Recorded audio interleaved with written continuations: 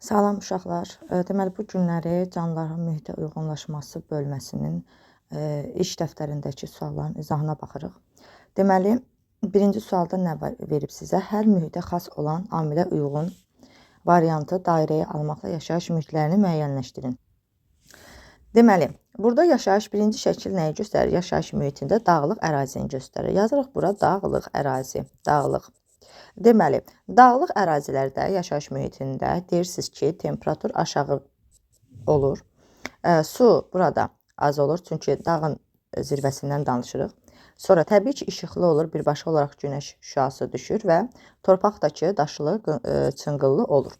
Sonra gəlirik ikinci şəkildə. Yaşayış mühiti nədir burada? Yaşayış mühiti burada meşədir. Təbii ki, meşədə temperatur orta temperaturda olacaqdır. Su çox olacaq. Daha sonra işıq zəif deməli işıqlı olacaq. Çünki görürsünüz ağacların, yəni hündür ağaclar günəş şüalarının meşənin dərinliklərinə enməsinin qarşısını alır və torpaqdakı təbii ki, çürüntülü olacaqdır. Sonra gəlirik nəyə? Üçüncü şəkilə. Üçüncü şəkildə mühit nədir? Səhradır. Deməli, buraya yazırıq səhra.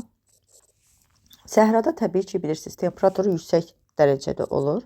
Su amma burada az olur və işıq təbii ki, işıqlı olur. Çünki hər hansı bir ağac yoxdur ki, kölgəlik versin və torpaqdakı qumlu şəkildə olmuş olur. Dördüncü şəkildə isə nə verir bizə? Dəniz sahili verir. Yəni yaşayış mühiti dəniz sahilidir. Dəniz sahilində temperatur, orta temperatur olur. Çünki su havanı mülayimləşdirir, dəniz havanı mülayimləşdirir. Daha sonra su təbii ki, çox olur. İşıqlı olur və torpaqdakı necə olur uşaqlar? Qumlu şəkildə olur. Sonra gəlirik ikinci suala. İkinci sualda sizə nə deyir? Burada uyğunlaşdırma istəyir. Canlıların yaşadıkları mühitlə uyğunlaşdırın. Deməli, birincidə nə verir sizə? Çərkəz, əqrəb, qum siçanı. Uşaqlar, çərkəzlə əqrəb, qum siçanı təbii ki, burada elə sizə ipucu ilə birbaşa qumu görsəniz, avtomatik olaraq nəyi seçəcəksiniz? Səhranı seçməlisiniz. Yəni qumlu sahədə yaşayır. Qütb ayısı, qar bayquşu, şimal maral isə harda yaşayacaq? Şimal qütbdə yaxın ərazilərdə yaşayacaq. Meymun, tutuquşu, ağac qurbağası tropik meşələrdə yaşayacaq. Balina, skumbriya və kalmar isə təbii ki, harda yaşayacaq? Açıq dənizdə yaşamış olacaq. Keçirik digər deməli iş vərəqinə, mühit uyğunlaşmasına. Mühit uyğunlaşmasında nə verir uşaqlar sizə? Burada deyir ki, göstərilən xüsusiyyətlərin quruluş və yaxud da davranış uyğunlaşması olduğunu işarələyin. Aha, gəlin baxırıq. Deyir ki, qunduzlar, gölməçələr düzəltmək üçün bəndlər qururlar. Uşaqlar, bu proses nədir onlarda? Davranış prosesidir. Pinqvinlərin üzməyə kömək edən üzmə pərdəli ayaqları var deyirsə, deməli bu nədir uşaqlar onlarda? Quruluş uyğunlaşmasıdır. Şahinlərin ov tutmaq üçün uzun və iti caynaqlarının olması nədir bəs? Deyirsiniz ki, quruluşdur. Hörümçəklər şikar tutmaq üçün tor qurursa, bu artıq davranışa gedir. Bəzi kəpənəklər ağac qabığına oxşuyursa, bu nədir uşaqlar? Quruluşdur. Kərtənkələlər deməli qızınmaq üçün günəşli yerlərə çıxır deyirsə, bu nədir uşaqlar? Davranışdır. Yəni davranış uyğunlaşmasına aiddir. Bir də uşaqlar yadınızda saxlayın ki, məsələn, ola bilər ki, bu hissədə kəpənəklər, bəzi kəpənək ağac qabığına oxşayır. Bu hissədə bəziləriniz yanlışlıq edə bilərsiniz. Amma yadınızda saxlayırsınız ki, maskalanma və yaxud da ki, mimikriya. Bunlar quruluş deməli uyğunlaşmasıdır. Ümumi belə bir yadda saxlayın ki, davranış uyğunlaşmaları aktiv bir prosesdir. Amma ki, quruluşlar isə, quruluş deməli uyğunlaşmaları pasiv bir xüsusiyyətlərdir. Yəni ki, davranışda müəyyən bir hərəkət olmalıdır. Gəlirik nəyə?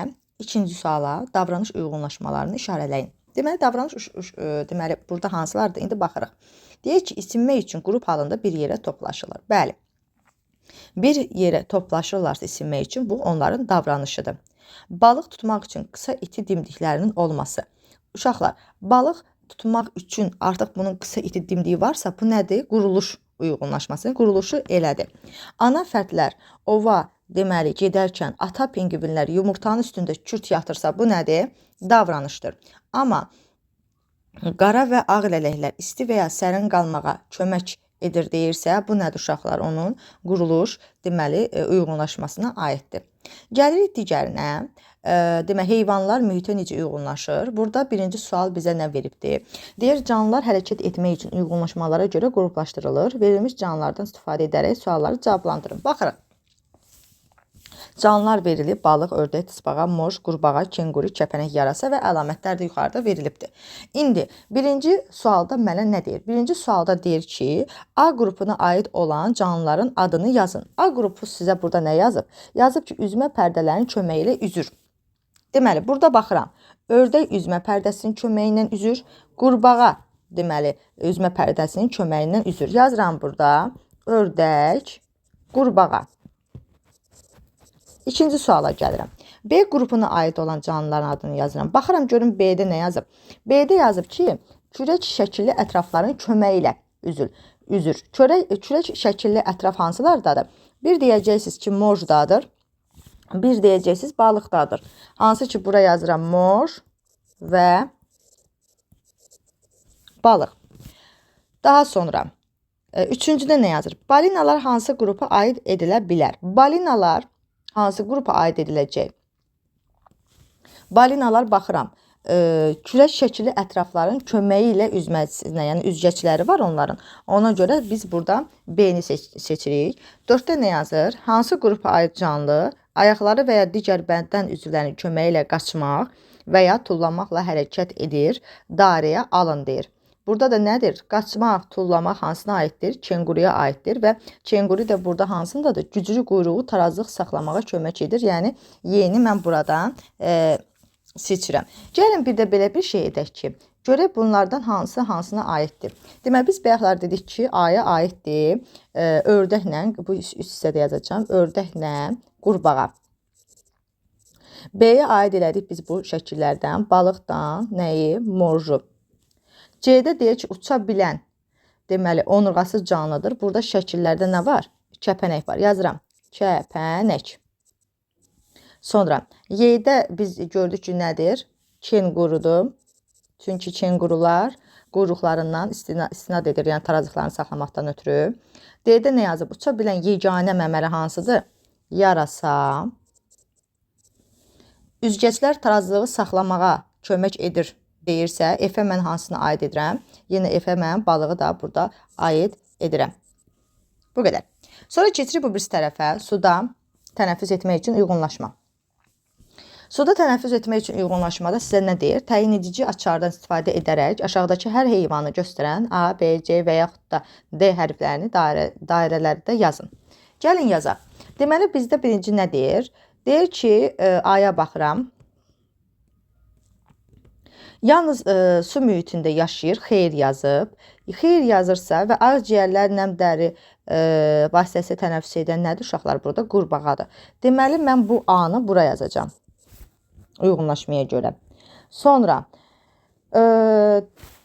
baxıram buradan arasında qəlsəmələrlə tənəffüs edir deyirsə, bəli keçir deyə. Qəlsəmə ilə tənəffüs edən hansıdır? Balıqlardır. Tez bura D yazıram. Sonra görək balina hansına aiddir? Deyir ki, atmosfer havasındakı oksigenlə tənəffüs edir. Bəli yazıb. Bəli yazıbsa, deməli buna da mən delfinə yazıram. B. Yəni B-yə də B canlısı yazıram. İndi, yəni burada siz həmin bu oxları izləyirsiniz. Hansındadırsa ona uyğunlaşdırırsınız. Baxın, yalnız su mühitində yaşayır, xeyrə A düşdü deyə mən A-nı qurbağa yazdım. Atmosferdəki havadakı oksigenlə tənəffüs edirə B düşür, bəliyə düşür deyə delfinə deməli B yazdım. Daha sonra qəlsəmələrlə tənəffüs edirə bəli düşür deyə D-yə ki balığı yazmış oldum. İndi gəlirəm 2-yə. Deyir ki, xət çəkərək delfinin bədən uyğun hissəsi ilə adını birləşdirin. Bu bədən hissələrin delfinlərdə hansı fəaliyyəti yerinə yetirməyə kömək etdiyini işarələyin. Baxıram. Ağız. Uşaqlar, ağız hardadır? Bu hissədir təbii ki, bilirsiniz. Ağızın funksiyası nədir? Qidalanma funksiyasıdır. Tənəffüs dəliyi buradadır. Tənəffüs dəliyinin funksiyası nəfəs almaqdır. Kürək şəkilli ətraf deyirsə, buradadır. Kürək şəkilli ətrafın da işi, yəni funksiyası nədir? Hərəkət etməkdir. Üzgəclər buradadır. Burada yenə hərəkət etməyə xidmət edir. Quyruq da bu hissədədir. Yenə neynəməyə xidmət edir? Hərəkət etməyə xidmət edir. Sonra gəlirik nəyə? Heyvanlarda sağ qalmaq üçün, daha doğrusu heyvanlar sağ qalmaq üçün necə uyğunlaşır? Ümumiyyətlə baxırıq ki, burada quşların dimdik formalarını sizə verib və quşların dimdiklərinin forması ilə onların qidalanma xüsusiyyətini deyir, uyğunlaşdırır. Gəlin baxaq. Burada deməli, kiçik kərtənkələlər və balıqları tutur. Kiçik kərtənkələri və balıqları tutur vağ. Çünki vağın uzun və sivri dimdiyi var. Ona görə də deməli bunu bura işarə etdik. Qidalanmaq üçün yerdəki kiçik toxumları götürür. Kiçik toxumları götürən vüroklardır. Çünki baxırsınız, vürokların dimdikləri qısa şəkildədir. Ona görə də bura götürdük. Əti dimdiyi ilə parçalayır. Uşaqlar, əti dimdiyi ilə parçalayan qartaldır. Qartalın çünki iti və əyri dimdiyi var. Ona görə də bunu seçirik. Sonra çiçəklərdən nektar toplayan təbii ki, koloribidir. Koloribinin uzun, nazik və əyri dimdiyi var ki, sırf gedir çiçəyə və çiçəkdəki nektarı soğurur. Ağaclarda iri meyvələr yığır. Yığan da nədir? Tukanlardır. Tukandakı çünki böyük dimdikləri var və yığa bilir deyirsiniz. Ona görə bu uyğunlaşmalar olur. Gəlirik yırtıcılardan qorumaq üçün uyğunlaşmaya. Biraz nasasam deyə ola bilər ki, səsimdə problem yarana bilər, üzrlü sayın. Deməli, verilmiş xüsusiyyətlərin heyvanın sağ qalmasına necə kömək etdiyini yazın deyir. Gəlin baxırıq bunlara necə kömək edir. Təbii ki, toz ağacı qarışçasıdır, verib sizə. Xüsusiyyəti də bədənin qoruyucu rəngidir. Heyvana necə kömək edəcək? Heyvana kömək olur ki, ətraf mühitlə eyni rəngdə olur. Məsələn, biz bunu ağacdan seçə bilmirik və ağacdan seçə bilmədiyinə görə yırtıcılar onu görmür. Belə yazaq, elə dediyim kimi yazacağım bura. Ətraf mühitlə deməli eyni rəngdə olur və yırtıcılar görmür. Yəni bu açıq sual olduğuna görə, yəni siz də bunlardan birini yaza bilərsiniz və yaxud ikisini də yaza bilərsiniz mənim kimi. Sonra qurbağada sarı rəngin olması təbii ki, xəbərdarlıq edici rəngidir. Deyirik ki, xəbərdarlıq edir və yenə yırtıcılardan qorunur.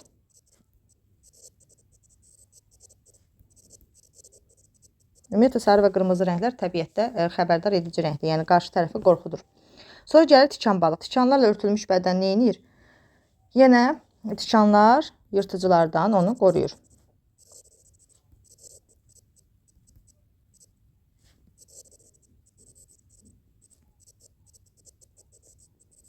Sonra tısbağada möhkəm sərt çanağın olması. Tısbağada möhkəm sərt çanağın olması həm təbii ki, yırtıcılardan qoruyur, həm də hər hansı bir təhlükə hiss edən zaman nə edir? O çanağın içərisinə təzədən girir və həmçinin də o şəkildə qorunur. Həm yaza bilərik ki, yırtıcılardan qoruyur. Təhlükə hiss edən zaman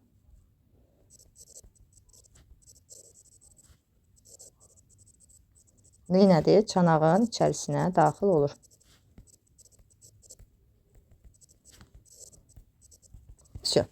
Bura qədər. İndi gəlirik ikinci sualımıza. İkidə nə deyir uşaqlar sizə? Digər canlıları təqlid edərək onlar kimi görünməkdə mimikriyadır deyir. Mimikriyaya aid hansı fikir doğru deyil? Gəlin birinci maskalanma ilə mimikriya arasında yenə fərqə baxaq. Maskalanma nə idi? Maskalanma özünü cansıza bənzətmək idi. Məsəl üçün çubuq böcəyi özünü çubuğa bənzədir, yarpaq böcəyi özünü yarpağa bənzədir. Büqəlamın ətrafdakı rəngləri özünü oxşadır və yırtıcılar tərəfindən görsənmir. Cansıza bənzədirdi maskalanmada. Amma mimikriya nədir? Özünü daha deməli güclüyə, daha oxşatmasıdır. Məsələn, səs çıxardır, onun kimi görsədir, özünü onun kimi hərəkət edir. Bu mimikriyadır və məsələn, sizin kitabda verir sirfit milçəyindən bal arısı. Sirfit milçəyinin də üzərində sarı zolaqlar var, bal arısında da var və səsini də çıxardır. Yəni, bu şəkildə özünü bənzədir. Deməli, gəlirik indi bu sualın cavabına. Deyir, mimikriyaya aid hansı fikir doğru deyil? Doğru deyil deyirsə, deməli, burada nədir? Təqlid edilən canlıların sayı təqlid edənlərdən çoxdur. Bu doğrudur. Bir dəqiqə. Aha, bu doğrudur. Təqlid edilənlərlə təqlid edənlər müxtəlif mühitlərdə yaşayır. Bu səhvdir. Təqlid edilən canlılar zəhərli və ya dadsız olur. Bu nədir uşaqlar? Doğrudur.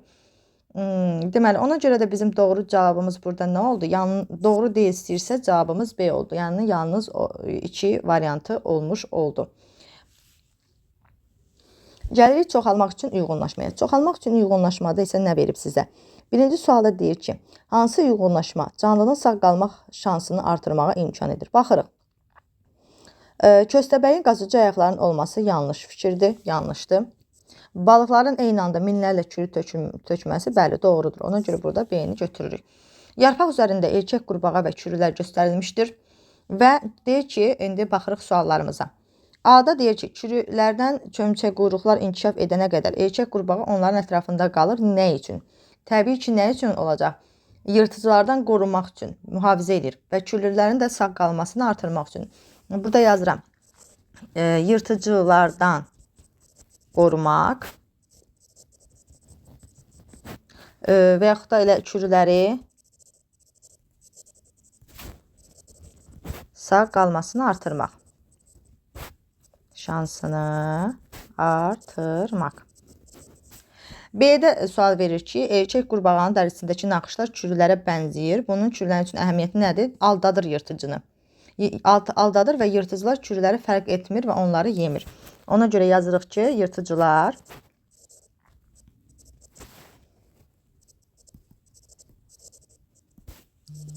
fərq etmir, yəni onları görmür, seçə bilmir və onları da yemir. Sonra, çürülərdən suda yaşayan çömçəquyruq inkişaf edir. Çömçəquyruğun suda sağ qalmasını kömək edən bir quruluş uyğunlaşır. Məsələn, uşaqlar nə yaza bilərik? Suda yaşaması deyirsə, qəlsəmə ilə tənəffüs. Düzdürmü? Qəlsəməsi var. Suda nəfəs almasını təmin edir. Və yaxud da çömçəquyruğun hansı uyğunlaşması var? Üzgəclərinin olması və s. və ilaxır deyə bilərik. Sonra keçirik nəyə? Digərinə. Burada nə deyir? İşığı, yəni bitkilərin ətraf mühiti necə uyğunlaşması, işığı qəbul etmək üçün uyğunlaşma sizə göstərir. Müxtəlif bitkilər günəş işığı və su əldə etmək üçün fərqli uyğunlaşmalar malikdir. A ilə B bitkiləri təsvir olunmuşdur. Baxıram. A bitkisi torpaq səthində inkişaf edir. B isə neyinir? Hasarın üzərində. İndi baxıram. A ilə B-nin mümkün qədər çox günəş işığını necə əldə etdiyini izah edin. Aha, gəlin izah edək. A bitkisi neyinir uşaqlar? Torpağın üzərində yayılır. Yayılır və yarpaqlarını geniş açır. Geniş açır və daha çox günəş işığı alır. Deməli, belə yaza bilərik ki, A bitkisi torpaq üzərində yayılır. Dediyim kimi də yazıram. Və yarpaqlarını günəşə tərəf neyinir? Açır. İstiqamətləndirir. B bitkisi neyinir uşaqlar? Dırmaşır, düzdürmü? Dırmaşdığına görə də yazıram ki, hasara dırmaşır. Hasara dırmaşır. Yuxarı qalxır. Yenə yarpaqları neyinir? Günəşə tərəf fırladır və günəş işığını daha çox deyirik ki, alır. Gəlir ikinci suala. Su sümbül çiçəyinin su üzərində üzməsinə kömək edən uyğunlaşma hansı bənddə daha düzgün izah olunur? Baxırıq. Deyir ki, onun yarpaqları yüngüldür. Onun yarpaq saplaqları hava ilə doludur. Yarpaqları tüçüklərə malikdir. Saplaqlar yarpaqları suyun səthindən yuxarı saxlayır. Ən içindəki doğru variant uşaqlar. Saplaqlar hava ilə doludur. Hava ilə doludur ki, o elə yüngüldür və ona görə də neyinir? Suyun üstündə qalır. Sonra gəlirik digər vərəqə, iş vərəqinə. Tozlanma, meyvə və toxumların yayılması üçün uyğun. Şəklə əsasən hansı fikir doğrudur? Baxıram, arı neyniyib uşaqlar? Çiçəyin üzərindədir. Variantları gəlin oxuyaq. Arı yırtıcılardan qorunmaq üçün çiçəyə qonmuşdur. Arı erkək fərdini tapmaq üçün çiçəyə qonmuşdur. Çiçək parlaq rənglidir. Çiçəyin tozcuqları yüngüldür. Deməli, burada nədir uşaqlar? Parlaqdır. Çiçək parlaqdır ki, arını cəlb eləyir özünə.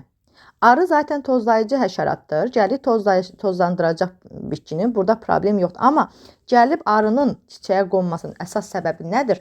Onun nektarının bol olması, rənginin gözəl olması, əlvan olması və onun neynəməsi? Çiçəyin arını özünə cəlb etməsi. Ona görə də çiçək parlaq rənglidir fikrini götürürük. Cədvəldə 4 meyvənin xüsusiyyətləri və yayılma üsulları göstərilib.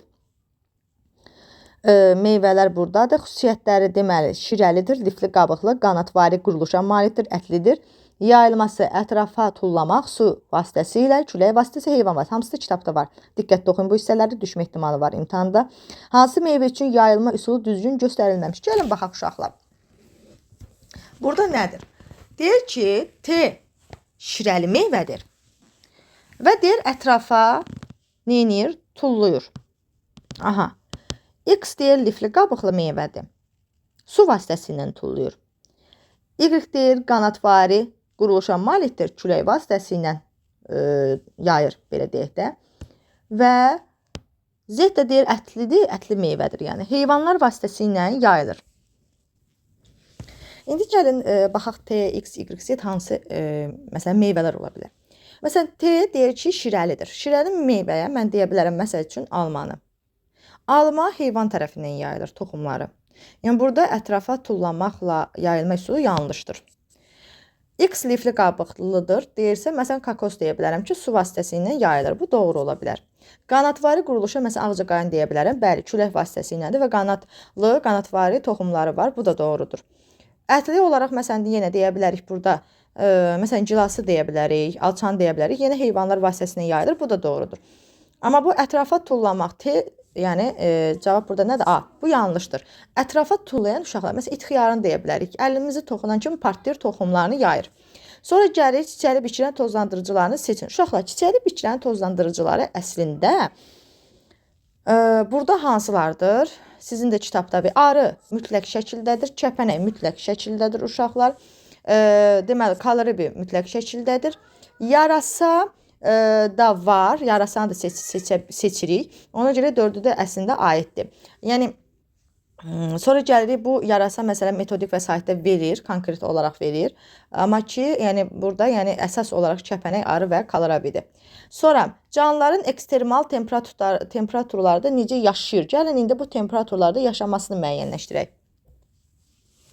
İndi burada bizə nə deyir? Soyuq mühitdə yaşayan canlıların dərilərinin altında qalın pi təbəqəsi olur. Bu canlıların sağ qalmasına əhəmiyyətli rol oynayır. Yuxarıdakı hansı canlılar qalın dərialtı pi təbəqəsi olur? Uşaqlar, qalın dərialtı pi təbəqəsi soyuq ərazilərdə yaşayan heyvanlara xas olan bir xüsusiyyətdir ki, onları soyuq temperaturdan qorusun. Burada da mən qütb ayısını və təbii ki, pinqvini götürəcəm, fili götürməyəcəm. Ona görə də cavabımız nə olacaq? 2 ilə 3 olacaq. Sonra gəlir hansı digər sualımız. Deyir ki, şimal qütb ərazilərində yaşayan müşk öküzü məməli heyvandır. Dırnaqları və sıx uzun tük örtüyü var, bitki yeyən canlıdır. Bəli. İndi A'ya baxırıq. Müşk öküzünün qalın və uzun tük örtüyünün olmasının əhəmiyyətini izah edin. Uşaqlar, bədəninin özü burada sizə işarə edir ki, şimal qütbdə yaşayır. Şimal qütb soyuqdur. Soyuq olduğuna görə də bunu neynəməlidir? Bədəni soyuqdan qorunmaqdan ötürü tük örtüyü, qalın, uzun tük örtüyü olmalıdır. Ona görə də nə deyirik? Deyirik ki, məsələn yaza bilərsiniz ki, bədəni soyuqdan qoruyur və istiliyin bədəndən çıxmasının qarşısını alır. İstiliyin bədəndən çıxmasının qarşısını alır. Bədəndən çıxmasının qarşısını alır. Qarşısını neynir uşaqlar? Alır. Və yaxud da ki, nə bilim, şaxta və küləyə davamlılıq yaradır. Bunu da deyə bilərsiniz. B-də nə deyir? Deyir, qışda müşk öküzləri qarı qazımaq üçün dırnaqlardan istifadə edir. Nə üçün? Deməli, burada nə deyirik biz? Qar altında qalan bitkiləri tapmaq üçün, yəni qidalanmaq üçün neynir? Dırnaqlarıyla qarı qazıyır. Gəlin burada da yazaq ki, qar altında qalan bitkiləri neynir uşaqlar? Tapıb qidalanmaq üçün yazırıq. Qidalanmaq üçün. Sonra gəlirik 3-ə. 3-də nə yazıb? Sizə temperaturlar göstərir, görürsünüz müxtəlif ərazilərdə. Deyir ki, heyvanlar ətraf mühitdəki dəyişkənliyə uyğunlaşır. Qonur qanat kimi bəzi quşlar qışda isti yerlərə uçur. Müxtəlif iqlim olan ölkələrin xəritələri verilibdir. A-da 0 verib, C-də 10 dərəcə verib, B-də 5 dərəcə, D-də isə 24 dərəcə. Deyir ki, bu xəritələrdə temperatur qış aylarındakı temperaturları neyinir göstərir. Yəni aralarındakı fərqləri göstərir. İndi A ölkəsində yaşayan qonur qanatlar qış mövsümündə daha çox hansı ölkəyə köç edər? A-da artıq 0 dərəcə olanda neynəməlidir? D-yə gəlməlidir. Çünki ən isti ölkə hansı olur? Hal-hazırda 24 dərəcə olan D-dir. Ona görə də D ölkəsinə köç edəcəklər. B-də nə deyir? Qonur qanatların A bəndində qeyd etdiyiniz ölkəyə uçmaq istəməsinin 3 səbəbini göstərin. Uşaqlar, nəyə görə uça bilərlər? Həm qidaya görə uça bilərlər, çünki artıq A ölkəsində 0 dərəcə olur deyə onların yeməkləri olmur, qidaları olmur. Gedirlər deyək ki, yəni isti ölkəyə gedirlər, həm isinməkdən ötürü, yəni özlərini soyuqdan qorumaqdan ötürü, çünki istiyə uyğunlaşmış heyvanlardır, həm qida tapmaqdan ötürü, qidalanmaqdan ötürü, həm də onlar nədir? Dediyimiz kimi isti hava yəni isti hava şəraitində uyğunlaşıblar deyə bu 3 səbəbi siz deyə bilərsiniz. Yenə deyirəm, indi yazmıram bura. Daha isti hava şəraitində yaşamaq üçün, qida tapmaq hasant olduğu üçün və soyuqdan, donmadan qorumaq üçün. Bax, bu 3 dənə səbəbi siz burada qeyd edə bilərsiniz. Sonra gəlirik çox isti mühitdə yaşamaq üçün uyğunlaşmaya. İndi burada nədir? Deyir ki, A və B bitkilər təsvir olunmuşdur. A və B bitkisi enli yarpaqlara, B isə qısa köklərə malikdir. İndi A və B bitkilər səhrada yaşaya bilərmi? Uşaqlar, birincisi, A bitkisi enli yarpaqlıdır. Enli yarpaq olması suyu daha çox buxarlandırır. Suyu çox buxarlandırması onun səhrada yaşamasının qarşısını alır. Çünki zaten səhrada su azdır. Orada daha da səhra bitkilərində yarpaqlar ya pulcuğa çevrilir, ya tikana çevrilir. Burada da enli yarpağın olması suyu daha çox buxarlandırır deməkdir. Yəni ona görə də bu bitki, A bitkisi səhrada yaşaya bilməz. Yaşaya bilməz. B bitkisi neynir bəs? B bitkisinin qısa kökləri. Uşaqlar, qısa köklər suyu dərinlərdən ala bilmir. Yəni səhralarda özünüz görürsünüz, üst təbəqə qum şəklindədir. Üst təbəqədə nə olmur? Su olmur. Alt təbəqədə olur sular və alt təbəqədə olması üçün səhra bitkilərinin kökləri dərinliyə enir. Dərinə enməlidir ki, torpağın dibindən, belə deyək, dərinliklərindən o suyu tapsın, içsin. Ona görə də kökü səthdə olan bitkilər də səhrada yenə neyə bilməyəcək, yaşaya bilməyəcək. Səhrada yaşaya bilməz deyirsiniz. Gəlirik iguanaya. Ümumiyyətlə yadınızda saxlayırsınız ki, səhrada yaşayan istər bitki olsun, istər heyvan olsun, onların uyğunlaşmalarının əsas qazandığı uyğunlaşmaların əsas səbəbi su itkisinin qarşısını almaqdır. Məsəl üçün deyirəm, səhrada yaşayan heyvanların ifrazatı digər heyvanların ifrazatından fərqli olur. Çünki su itkisinin qarşısını almaq üçün fərqli olur. Və yaxud da ki, onlar metabolizmləri digərlərinə baxanda özünüz bilirsiniz. Məsələn, su itkisinin hamısının qarşısını almaqdan ötürü də, yəni fərqli olur. Və yaxud elə bitkilərdə də eynidir. Quruluşları fərqli olur. Əsas məqsəd də nədir orada? Su itkisinin qarşısını almaqdan ötürü. Zaten səhrada su yoxdur və bunlar necə olmayan bir şeyi və yaxud da az olan bir şeyi daha çox israf eləsinlər. Bu da olmadığına görə müəyyən uyğunlaşmalar olur deyirsiniz. İkinci sualda nədir? Səhra. Səhra iguanasını adətən səhrada qaçarkən görmək olur. Özünüz də bilmirəm, baxmısınızmı bu bəlgəsəllərə? Orada görürsünüz, kərtəkənli iguanalar belə səhranın üstündə qaçır. Özü qaçanda çox sürətli qaçırlar. Amma iguananın qumun istidən qorunmağa kömək etdiyi davranış uyğunlaşması var. Zaten qum isti olur. Bu heyvan da qaçarkən, yəni axı bu pəncələrinin belə deyək də ətraflarının yana bilirdi istidən. Necə ki, bizim də bir istiyə qarşı müəyyən qədər dözümümüz varsa, elə heyvanların da var. İndi burada ən uyğununu baxaq görək, hansı izah edir?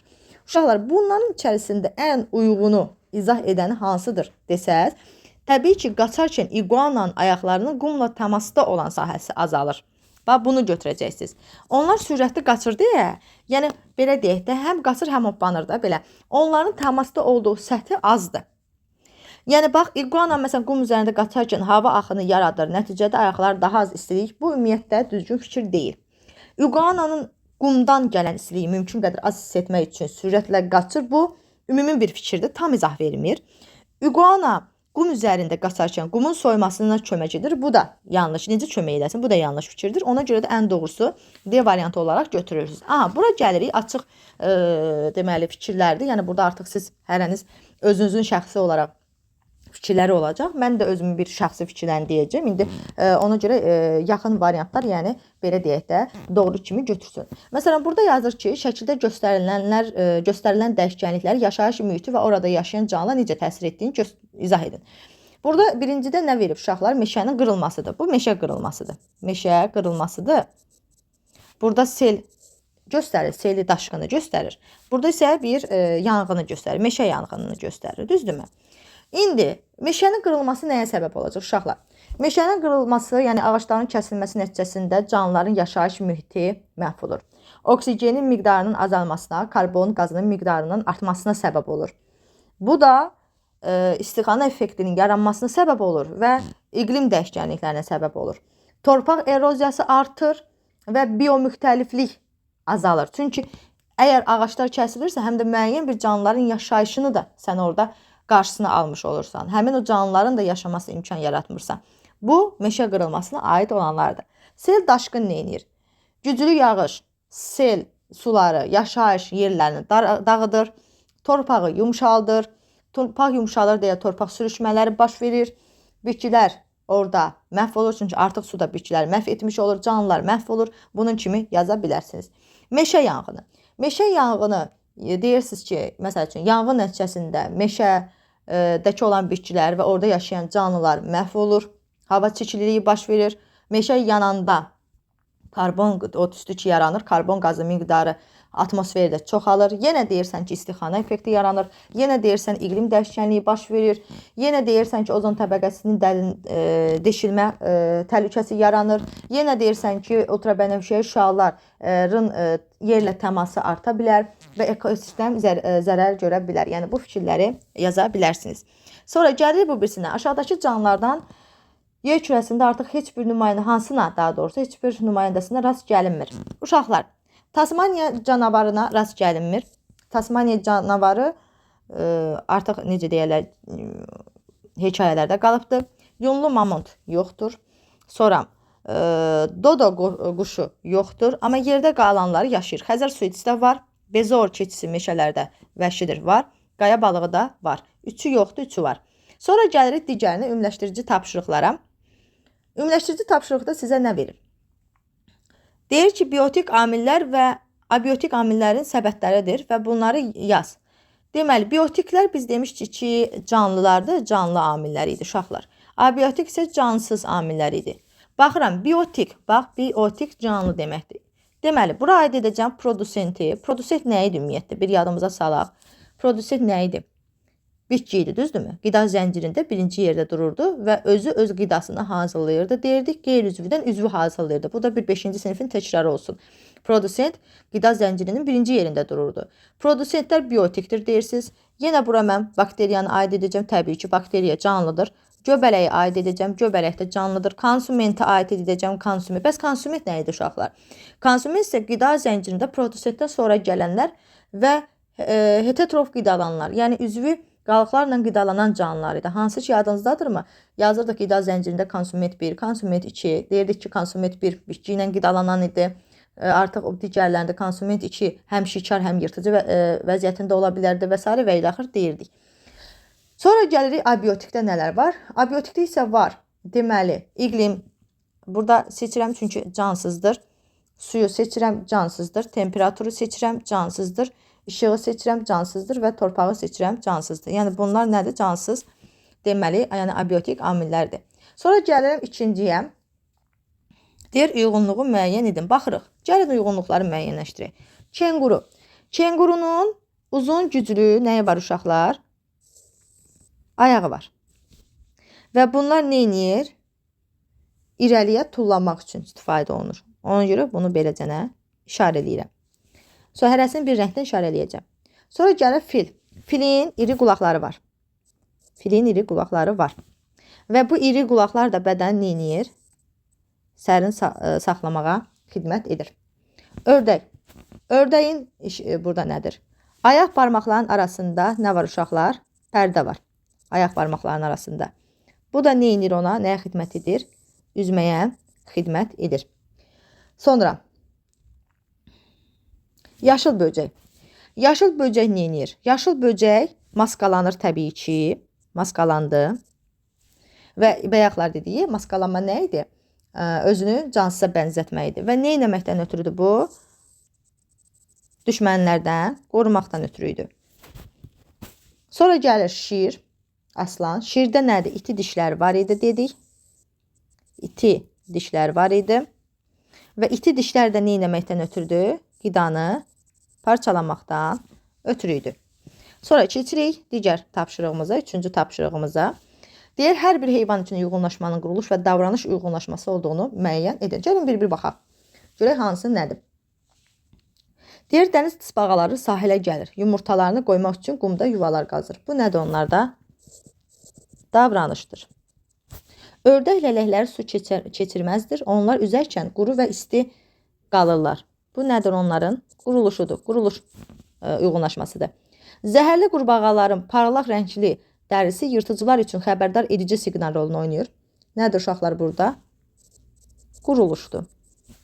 Ağbaş qartallar bir-birindən balıq oğurlayır. Bu nədir? Davranışdır. Qatil balinalar qrup şəklində ov edir. Bu nədir? Davranışdır. Erkək tovuz quşularının parlaq rəngli lələkləri dişiləri cəlb etmək üçündür. Bu nədir uşaqlar? Quruluşdur. İndi gəlirik kaktusa. Yaşayış mühiti. Kaktusun yaşayış mühiti nədir uşaqlar? Səhralıqdır. Yarpaqları. Bayaqlar dedim ki, səhrada yaşayan bitkilərin ya yarpağı pulcuq şəkilli olmalıdır, ya yarpağı tikan şəkilli olmalıdır. Əsas məqsəd də burada su itkisinin qarşısını almaqdır. Yarpaq deyirik ki, tikan şəkillidir. Su itkisinin qarşısını alır.